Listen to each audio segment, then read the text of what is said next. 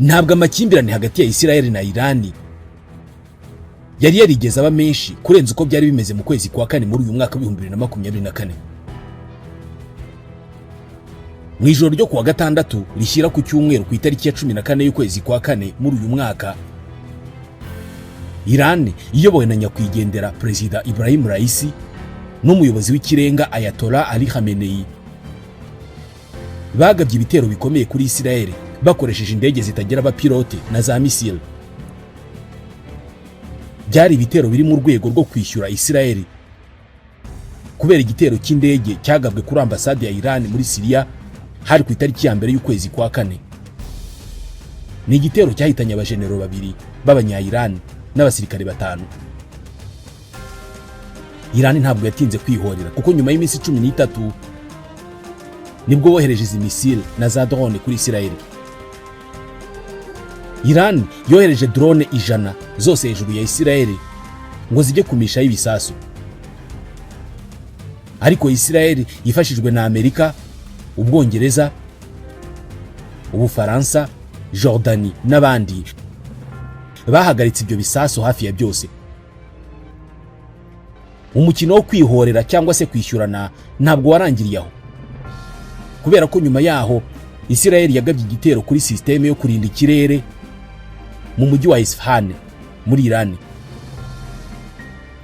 Nta muntu wahitanywe n'icyo gitero, gusa byemejwe ko ari ubutumwa Isirayeli yari yoherereje Irani.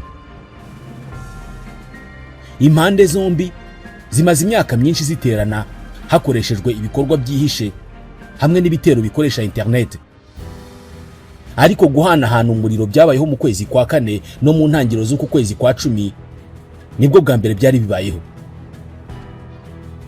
Ku itariki ya 19 y'ukwezi kwa gatanu muri uyu mwaka, kajugujugu yari itwaye Perezida wa Irani Ibrahim Raisi, Minisitiri w'ububanyi n'amahanga Hossein Amir Abdollahian ndetse n'abandi bantu batandatu yakoreye impanuka mu burengerazuba bw'igihugu. Abari bayirimo bose barapfa. Birumvikana nk'igihugu kimaze igihe gishotorana na Isirayeli ifashwa na Leta Zunze Ubumwe za Amerika, byahise bitangira guhwihwiswa ko iyo ngiyo itari impanuka isanzwe, ahubwo ko uyu muperezida ashobora kuba yarishwe. Ku itariki ya 31 y'ukwezi kwa karindwi, ubwo Irani yari igiye kurahiza perezida mushya Masoud Pezeshkian, umwe mu batumirwa muri uwo muhango yari umuyobozi w'umutwe wa Hamas w'Abanyapalestine, umutwe ufashwa na Irani, Ismael Mwanafunzi. Uyu yahise yicirwa mu gitero bitekerezwa ko ari icya misile ubwo yari itera. Birumvikana byahise byemezwa ko yishwe na Isirayeli. Ukwihorera cyangwa se kwishyurana hagati y'ibihugu byombi ntabwo kwiteguye kurangira, kubera ko ejo bundi ku itariki ya mbere y'ukwezi kwa 10 Iran yarashe ibisasu byo mu bwoko bwa missile ballistique muri Isirayeli. Iran yemeje ko yarashe ibyo bisasu byinshi kuri Isirayeli, ndetse igisirikare cya Isirayeli kivuga ko Iran yarashe bigera ku 180. Ibyinshi muri byo byaburijwemo bitageze ku butaka. Ibi byabaye nyuma y'amasaha make ingabo za Isirayeli zinjiye muri Liban guhangana n'umutwe wa Hezbollah ufashwa na Iran. Byabaye kandi nyuma y'uko Isirayeli yishe umuyobozi w'uyu mutwe Hassan Nasrallah. Hari hashize kandi amasaha make Leta Zunze Ubumwe za Amerika zitanze umuburo ko Iran irimo gutegura igitero simusiga kuri Isirayeli.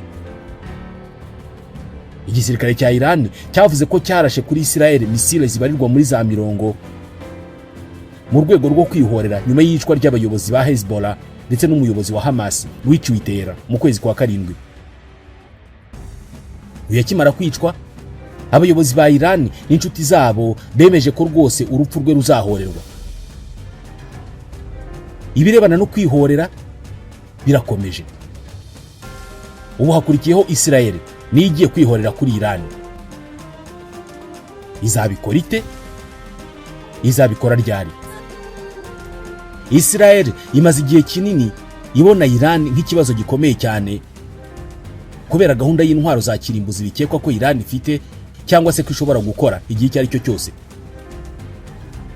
Isirayeli kandi ibona Iran ari ikibazo kubera misile zayo ndetse n'ibikorwa byayo byo gushyigikira imitwe yitwaje intwaro yaharaniye kurimbura Isirayeli.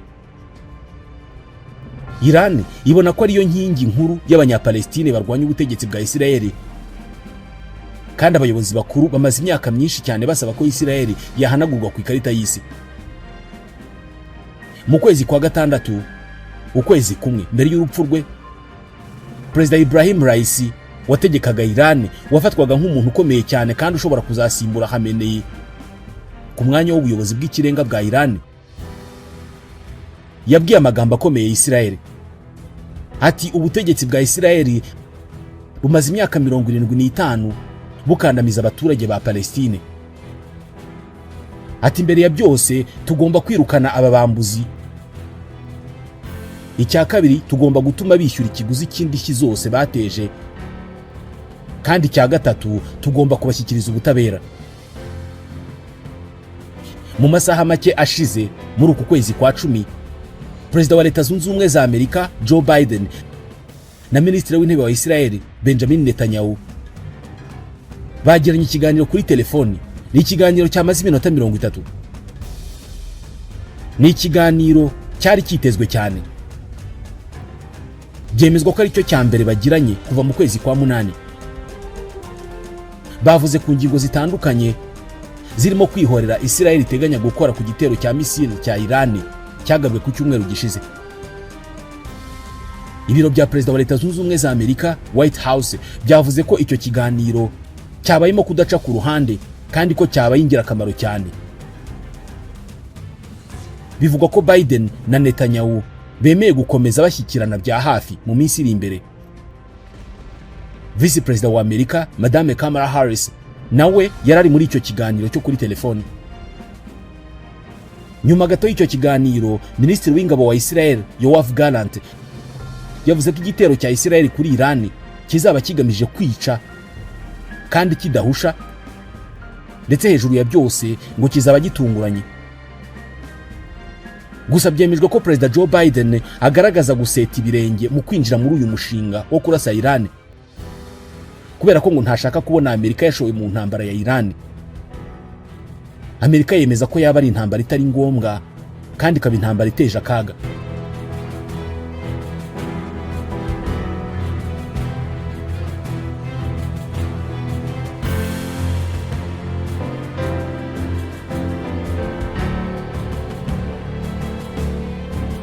Ku rundi ruhande, hari imyumvire ikomeye mu bantu bamwe bo muri Isirayeli ko bafite akanya ko kumvisha bya nyabyo Iran, umwanzi wa mbere ukomeye wabo. Igitero cya Isirayeli ku mutwe wa Hezbollah cyateye ishyaka cyangwa se imbaraga Abanyayisirayeli bari bahangayikishijwe cyane no kuva muri iyi ntambara ikaze yo gucana intege kugeza uruhande rumwe rutagishoboye kurwana. Ni intambara ibera ku mupaka wabo na Libani, ni mu majyaruguru y'igihugu cyabo. Kuri abo Banyayisirayeli, iyi ntambara yo muri Libani yabaye nk'intsinzi no gutera intambwe ikomeye, bitandukanye cyane nuko ibintu bimeze muri Gaza. Ho ubu ngubu hashize umwaka barwana, kandi ntabwo bavuga ko Isirayeli yabonye intsinzi. Nubwo Isirayeli ikomeje ibitero byayo muri Gaza, ibitero bimaze kwica abantu barenga 42,000 biganjemo abasivili. Minisitiri w'Intebe Benjamin Netanyahu ntabwo yashoboye kugera ku ntego ebyiri ze zatumye ashoza iyi ntambara, arizo gusenya Hamas ndetse no kubohoza abashimuswe ku itariki ya 7 y'ukwa 10 mu 2023 kugira ngo basubizwe mu rugo. Hamas iracyarwana ndetse iracyafite abo yashimuse bagera ku 100, ariko benshi muri bo birakekwa ko bapfuye. Mu basirikare 30,000 bivugwa ko Hamas yari ifite mbere y'iyi ntambara, biremezwa ko yapfushijemo 17,000. Akaga Isirayeli yateje ku banzi bayo aribo Hezbollah muri Libani na Hamas muri Gaza katumye Abanyayisirayeli bamwe bahita bizera ko bashobora gutera intambwe irenzeho igihugu cyabo kikagaba igitero kitaziguye kuri Iran. Kuri bo, igitero simusiga cyo mu kirere kuri Iran ni ikintu gishishikaje kandi kiri ngombwa cyane. hejuru ku rutonde rw'ibyo Abanyayisiraheli bifuza ko biraswaho muri Irani hari ahantu harinzwe cyane, hamwe ni mu misozi miremire aho Irani yashyize ibigo byayo bya nucléaire, ibigo Isiraheli n'abandi batinya ko bishobora kwifashishwa mu gukora ibisasu bya kirimbuzi. Perezida Joe Biden yasobanuye neza ko Amerika idashyigikiye iki gitekerezo cyo kurasa kuri ibi bigo. Amerika yemeza ko Irani itari hafi cyane yo gukora intwaro za kirimbuzi, nyamara ahubwo iramutse igabweho igitero gishobora kuyisunikira gukora izo ntwaro kubera ko yabibona ko nta kikiramira. N'ubundi yanze gukora izo ntwaro ariko ntibibuza guterwa. Amerika nuko ibibona. Umwe mu bategetsi bakuru muri Isiraheli urimo kotsa igitutu bwana Netanyahu ngo yirengagize ibyifuzo bya Amerika n'uwahoze ari minisitiri w'intebe wa Isiraheli Naftali Bennett, avuga ko Isiraheli itagomba kuzuyaza mu kugira icyo ikora kuri Irani. Bennett avuga ko ibintu bigeze mu mahina ubu ngubu. Ni kimwe n'umunyapolitike witwa Benny Gantz utavuga rumwe n'ubutegetsi, wahoze ari umusirikare, ari umujenerali mu gisirikare cya Isiraheli. Bennett yemeza ko Irani ifite intege nkeya cyane kurusha mu yindi myaka ibarirwa muri za 40 ishize kubera kaga Isiraheli yateje kuri Hezbollah na Hamas. Bennett atahanini Irani yirwanagaho n'amaboko abiri ariyo Hezbollah na Hamas. Ati imitwe yari imeze nk'ubwishingizi bwa Irani mu ntambara. Atari kubunguba ayo maboko yombi ameze nkaho yaciwe intege. Bennett abona ko iki gihe ari akanya kaboneka rimwe mu gisekuru cyose, akanya ko gushegesha byanya by'ubutegetsi bwa Irani.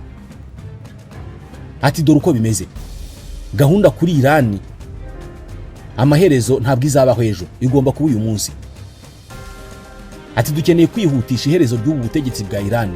Ati ubundi ubutegetsi bugomba kurindimuka. Ati niba Irani ibonye intwaro za kirimbuzi, kuba bazikoresha mu kurokora ubutegetsi bwabo ni ikintu gishoboka rwose. Ati kandi ibyo bisobanuye ko bazaba bagiye guhindura uburasirazuba bwo hagati bukaba kaga ka nucléaire. Bennett yibuka ibitero bibiri bya Isiraheli ku bigo bya nucléaire, yemeza ko ibyo bitero byatumye uburasirazuba bwo hagati butekana kurushaho. Ni igitero muri Iraq cyagabwe mu 1981 n'igitero cyo muri Syria cyo mu 2007. Ati abantu ntabwo babikunda, ariko twarokoye isi kuri Bashar al-Assad ndetse n'intwaro za nucléaire. Ati twakoze akazi tudashimirwa ko gukuraho ibigo bya nucléaire by'ubutegetsi bubi cyane ku isi. Ati buri muntu wese akunda kutunenga ariko turimo turakora ko kazi. Ati kandi Iran nigira igisasu cya nucléaire bizaba ikibazo kuri buri muntu wese ku isi. Ati ntabwo ari ikibazo cyacu gusa. Ati ndashaka kubona ukuntu abatuye Londres baziyumva igihe hazabaho missile balistique yambukiranya imigabane iriho igisasu cya nucléaire. Ati ntabwo dushobora kwemera ko ibyo ngibyo bibaho.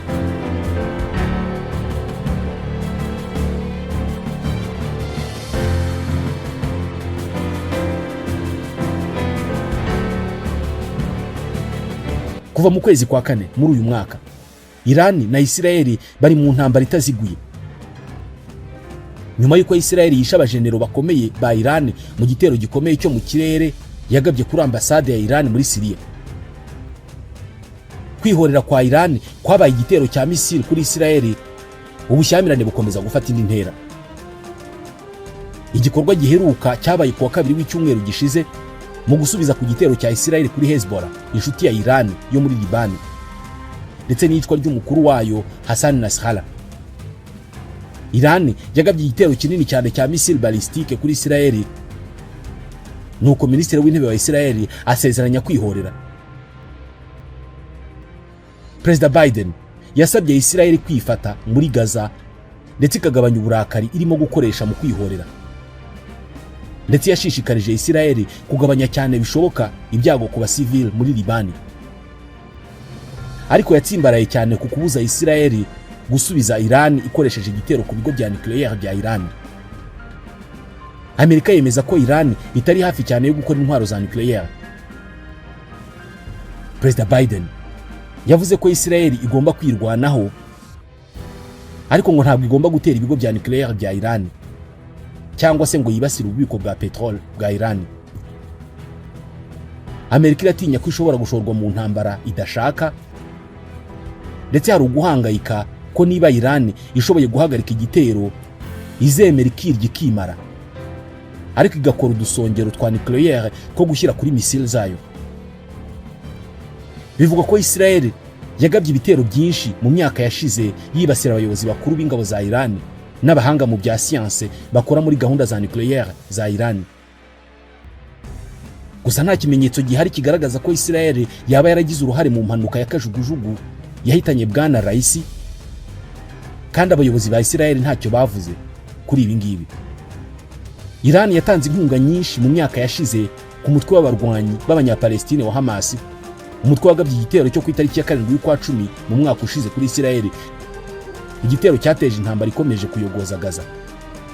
Gusa nta kimenyetso cyerekana ko Irani yagize uruhare rutaziguye muri icyo gitero.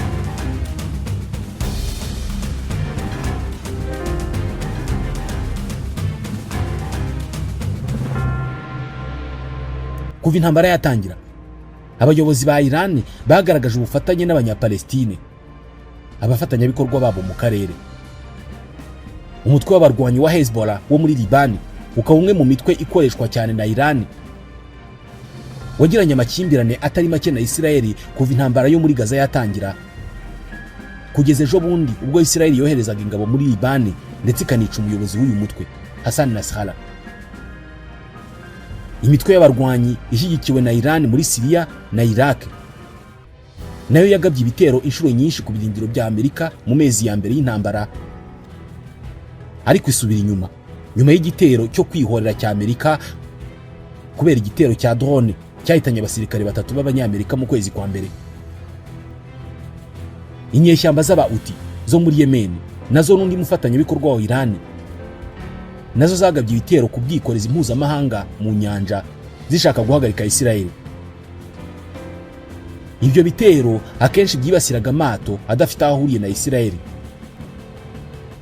Ubundi mu by'ukuri Irani na Israel bapfiki. Mu 1948 David Ben Gurion wari umuyobozi w'ihuriro ry'Abayahudi yatangaje ubwigenge bwa leta ya Israel. Hashize imyaka 2 mu 1950 Irani yabaye igihugu cya kabiri gituwe n'abayisilamu benshi nyuma ya Turukiye cyemeye iyi leta nshya ya Israel. Mu gihe cy'imyaka 31 ibihugu byombi Israel na Irani byabaye inshuti n'abafatanyabikorwa bakomeye mu bucuruzi. Israel iki gihe yaguraga muri Irani 40% bya peteroli yakoreshaga, nayo ikagurisha muri Irani ibikomoka ku buhinzi ndetse na services z'ikoranabuhanga. Ibi bihugu rero byaje kwangana bite?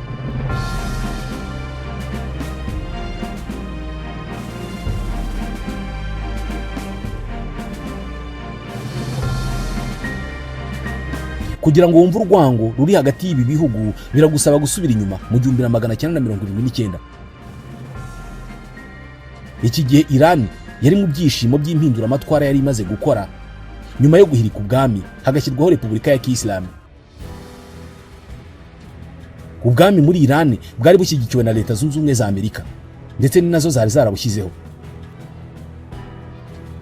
Muri iki gihe rero nibwo umuyobozi w'ikirenga Ayatollah Ruhollah Khomeini yahise atangaza ko ubwo babaye Repubulika ya Kiyisilamu umwanzi wa mbere wabo kandi w'ibihe byose ari Leta Zunze Ubumwe za Amerika na Israel. Yatangaje ibi kubera ko bari bamaze gukuraho umutegetsi washyizweho na Amerika mu gihugu cyabo, ndetse akavuga ko indi nshuti ya Amerika muri ako karere k'uburasirazuba bwo hagati ari Israel. Ubwo Israel ni umwanzi wabo nimero ya 2 ku isi, akaba umwanzi wabo wa mbere mu karere k'uburasirazuba bwo hagati. Yavuze ko Israel ubundi yagakuwe mu burasirazuba bwo hagati ndetse no ku isi yose ntibeho. Kuva icyo gihe abayobozi ba Iran nta nubwo bongeye gukoresha izina Israel. Bavuze ko Israel yigaruriye Yerusalemu mu buryo bunyuranije n'amategeko. Leta ya Kiyisilamu ya Iran yahise ihagarika imibanire n'ubuhahirane n'imikoranire yose hagati yayo na Israel. abaturage b'ibihugu byombi ntabwo bari bakemerewe kugendererana. Ingendo z'indege hagati y'ibihugu byombi zahise zihagarikwa. Inzu yakorerwagamo na ambasade ya Isirayeli itera ihita ihabwa Palestine. Isirayeli nayo yahise yanga kwemera Repubulika ya Kiyisilamu ya Iran. Aha niho urwango rwabo rwahereye, none dore aho bigeze. Kuba Leta Zunze Ubumwe za Amerika zarashyizeho ubwami muri Iran, ubwami bukaza gukurwaho n'impinduramatwara, byahise bihindura Iran na Leta Zunze Ubumwe za Amerika abanzi bakomeye. Kandi Leta Zunze Ubumwe za Amerika kubera ko ari inshuti zikomeye cyane za Isirayeli, Iran na Isirayeli bahise baba abanzi bakomeye. Ibyiciro biri imbere muri iyi ntambara ikomeje mu burasirazuba bwo hagati biteye impungenge kubera ko ibintu birakomeza guhuhuka. Gusa kwihorera kwa Isirayeli kuri Iran nibyo bizagenda igikurikiraho muri iyi ntambara.